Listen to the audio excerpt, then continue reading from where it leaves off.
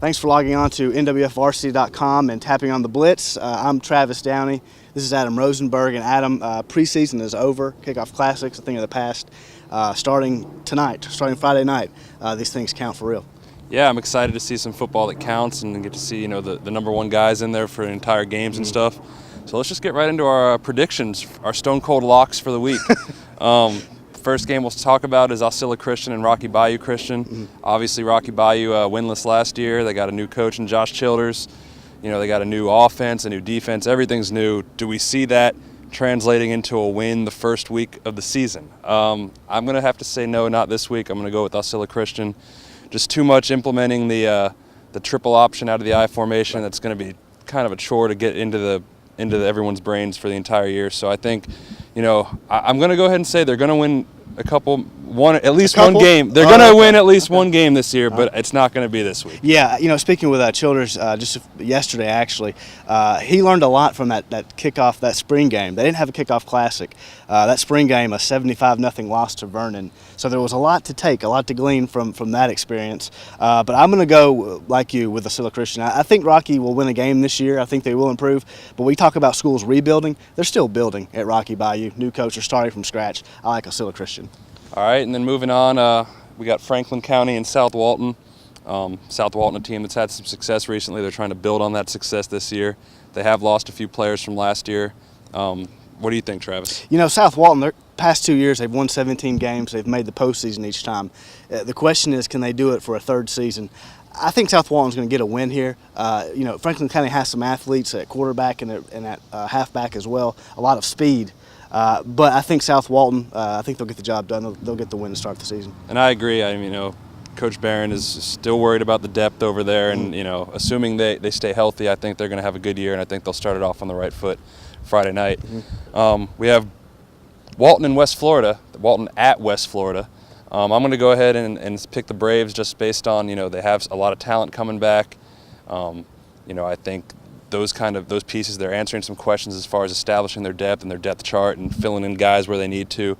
And I think they're going to go ahead and start the season off on the right foot. Yeah, I like your pick. I'll agree with you. I'm going to go with Walton as well. Last year, it was a 22-20 win for West Florida. That was also Liam Miller's first game as a starting varsity quarterback, and we all know how he progressed as the year went on. I like Walton. Two veteran teams return a lot of starters, but I like Walton to go on the road in a season where they have high expectations. They need to go on the road and get a win here. All right. Next up we got a big one.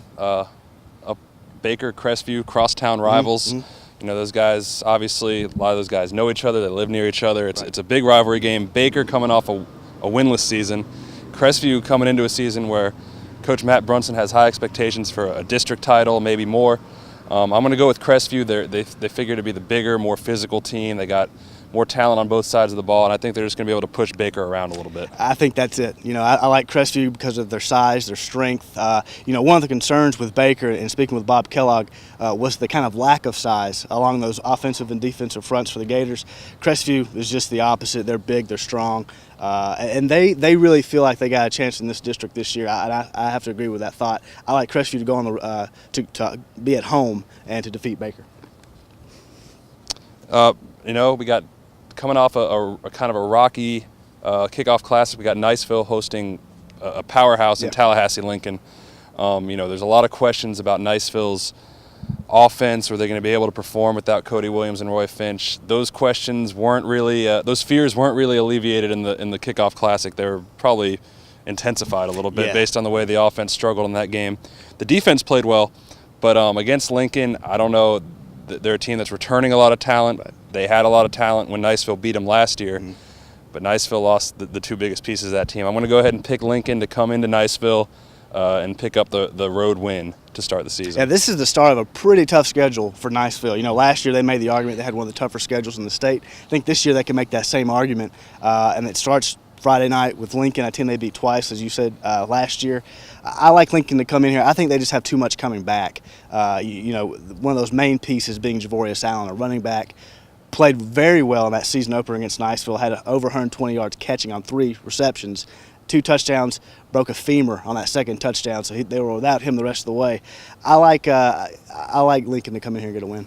Another game right next door to our office here. We got Pensacola Catholic and Choctaw. Pensacola Catholic, is a team that returns a lot. They had a good season last year. Choctaw is a team that's trying to build on that playoff experience from last year. They've got a lot of confidence. I just think Catholic's going to be a little too strong to start the season, but I do see Choctaw building and getting stronger as the season goes on. This was a pretty one-sided game last year in Catholic's favor, 33-9. They defeated Choctaw a year ago. So I'm curious, and Greg Thomas, he's kind of alluded to this. Players have spoken about it. They're really wanting to come out harder early in the season, earlier in games. So I'm going to go with Catholic as well. 17 of 22 starters back. DJ Petway, defensive lineman, Alabama commit. Quarterback's back, running back is back. Too much coming back for Catholic, too strong of a team, but I'm very interested to see how Choctawhatchee comes out and plays in this game. And if they can make it a close, tight game going into the fourth quarter on Friday nights, you never know. And then the last game we're going to talk about is a game that, as of kind of last week, turned into the marquee game on the schedule. Navarre hosting Fort Walton Beach. Navarre with the dramatic, impressive win against Pace in their kickoff classic. They showed a lot of defensive fortitude. They showed a lot of resilience.